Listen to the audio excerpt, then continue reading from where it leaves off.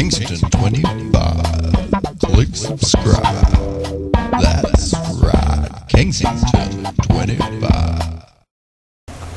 Hi there YouTube viewers, Kensington 25, William here. Hope you're well, hope you had a great Christmas and a wonderful New Year. I'm back here in Sydney with my good friend and one of my favourite YouTubers, Saint Fletcher. Hi Saint, how are you? Oh, that's very nice of you, William, to say that. We just took a shot here next to a very London post box here, and just as he said that, a mini miner went past. How wonderful and so English. No, we are in Sydney, not London.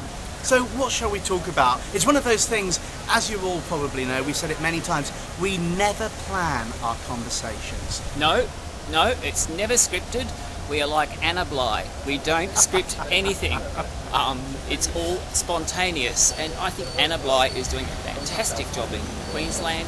You know, she had an interview on the hour, every hour, for 24 hours a day, all the way through that time, and she's got a photographic memory all the way through. And I think Anna Bligh has done a brilliant job. Yeah. I was in the UK recently, last week and the week before, and the major headline were the floods in Queensland.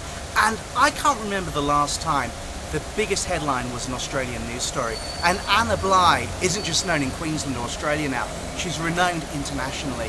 And as you say, I think Anna Bligh's done a brilliant job, and a lot of other premiers could learn from her. Absolutely. I think Anna Bligh, good leadership material.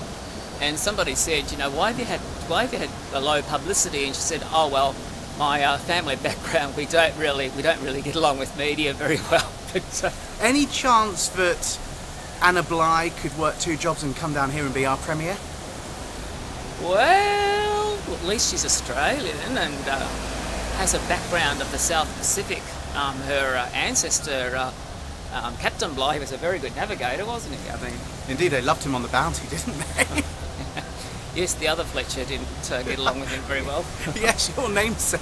He wasn't a huge fan, but I think Anna Bligh's done a brilliant job, and I think we could have a few more politicians just like her. You know, she's got that spirit, she's helped Queensland, and she's given a lot of people a lot of hope.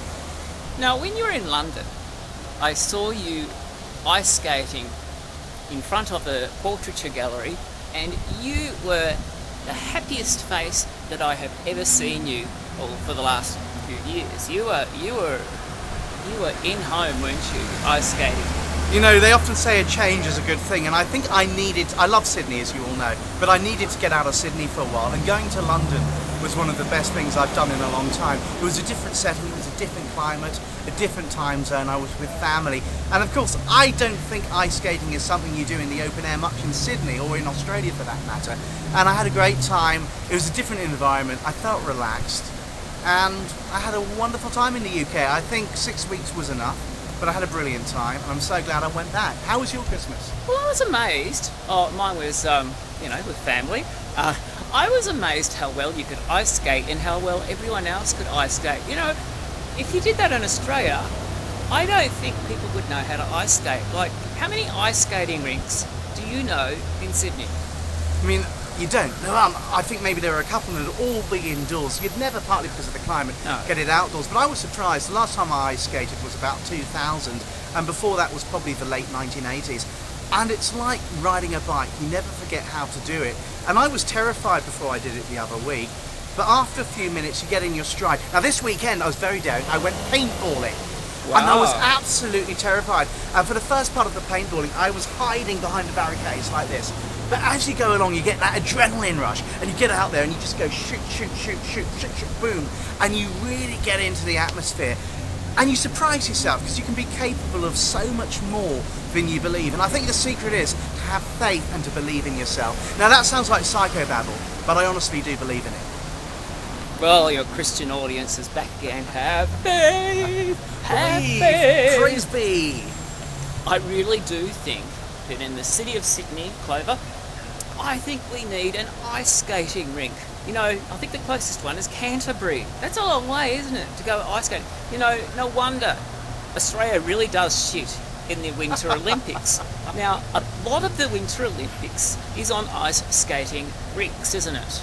Absolutely, and of course, because we don't get a lot of ice in Sydney, or Australia for that matter, or snow, I think we need some. So let's have a bit of climate change. Now, what I will say... But we just need an ice skating rink inside, in Sydney. I mean, the council could build one. Let's get one in the city of Sydney. Clover, listen up. We want an ice rink. But what I will say about snow is, you know, Londoners are often known as being quite cold and unfriendly. One of the best things about snow is everybody comes together and everybody becomes a kid again. They're all having snowball fights. Everybody's smiling. Wonderful. Everyone's so happy. And you see a different side of people. Your phone's going off. I think it's your agent. Uh-oh. He's in demand. I've got to take this call. Well, he's going to take the call. I'm going to go and I'll talk to you later. Have fun. Kingston 25. Click subscribe. That's